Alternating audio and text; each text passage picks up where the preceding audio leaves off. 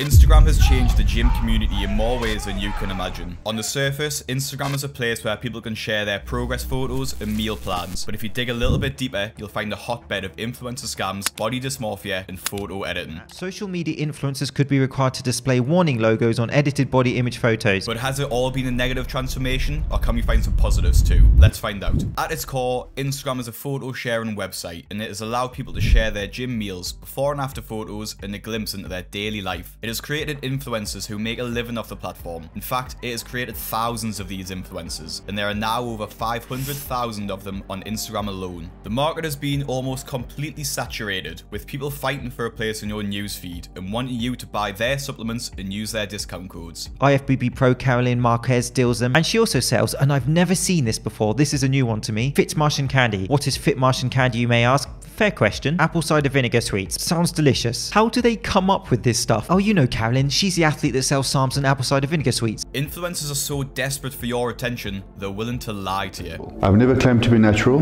but know far too many people that do when they're not. This is one of the biggest issues with the platform, and it manifests in multiple different ways. As I've mentioned in a previous video, steroid use has exploded in the UK, and it correlates directly with the growth of Instagram. This is because people are seeing influencers with naturally unachievable bodies, claiming that they are 100% natural. How long have you been training for? 4 years. 4 years. Are you guys natural? Yes. Yes. You're natural? Yes. 4 years training? Yes.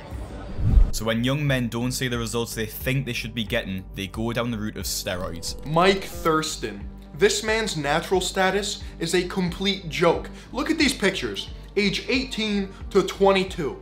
Okay, what happened, Mike? You start eating more than 2 chicken breasts at dinner? Just an extra scoop of creatine? Oh, it must have been that gallon of water a day. But why do influencers do this? Well, there are a couple of reasons, and most of the time it's for money. When these Instagram influencers are selling their epic workout routines, bro, just use my code and you can also look like me. Like, shut the fuck up. The influencers in question all have millions of followers and pretty much all have the same sort of affiliate link. The issue comes when people are fake natural and selling their supplements, with one of the biggest culprits of this being the Liver King. He was recently outed for spending over 15 grand a month on steroids, all while selling his ancestral supplements as a way to build muscle like the Liver King. And there are many, many more guilty of this. Are you natural? Oh, I knew that question was gonna come. Yeah. Yes, yes. Yes, yes. Yeah. Am I natural? I am natural. 100% natural. 3 years training. Like the Liver King, influencers are trying to become physically bigger and bigger to compete with each other and outdo the last person. If you buy their BCAAs, useless supplements, and pointless workout plans, one day you may be in the shape that they are in, and you may just be sponsored by Gymshark. Which brings us to the other reason people would fake being natural, and that's to gain a coveted spot in Gymshark or other brands' teams. I suppose this is also about money, but it's also about reputation and the image that you put out there. Becoming a Gymshark athlete is often seen as the peak for a lot of these influencers, and it's what many strive to do. However, in Gymshark's eyes, being on steroids gives you a negative image, at least to the casual gym goer, and many even say it as cheating, which is not something a brand like Gymshark would tolerate. Now, not all influencers are fake natural, but they need to find a way to stand out from the crowd, and if you can't change your physique in person, why not just use Photoshop instead? Unrealistic body images are projected in fitness all the time, and there are many ways that this is done, but one way is literal Photoshop. The warped lines in the background expose it, but to be honest, I can see how many people scrolling through a lot of pictures just wouldn't pick up on that. Hundreds of influencers have been exposed for editing their photos and faking their before and after photos, and can you guess why? It's to make more money. TikTok and Instagram have both released filters which smoothens your skin or makes your hips look smaller, which just adds fuel to the fire. Gym influencers have edited their photos to make their biceps look bigger, their waists look smaller, and women have used it to attract thirsty men to their profiles. This is having a real negative impact in the world, with cases of body dysmorphia on the rise. Most men and women have body image issues, which would probably be occurring anyway, but fake influencers are fanning the flame by promoting fake supplements, editing their photos, and lying to their audience. I am sick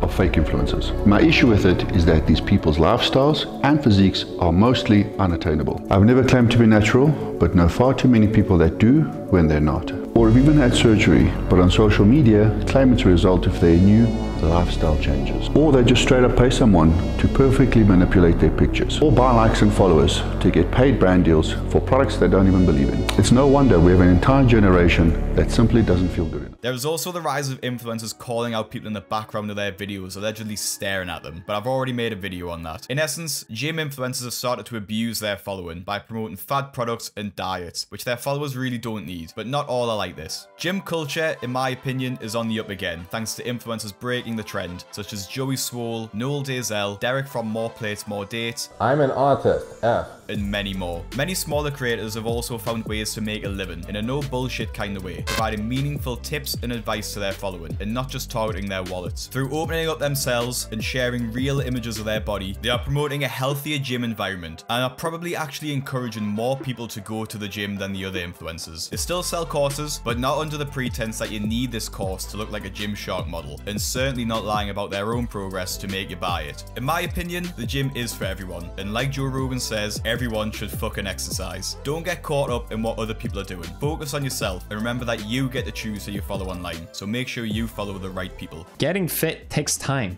There's nothing wrong with that. Don't compare yourself to these people because they're probably lying to you anyway. And if you want to find out more about how Joey Swoll and Noel Deyzel are changing the fitness industry, click the video that's on your screen now. Trend has started to emerge in the fitness industry. Women are accusing men of being perverts and harassing them for simply looking their way in the gym and posting it online to their hundreds of thousands of followers. Influencers are making fun of new people in the gym, leading to a massively toxic gym culture online. But what if I told you 2 men alone were working to change the face of the online fitness landscape?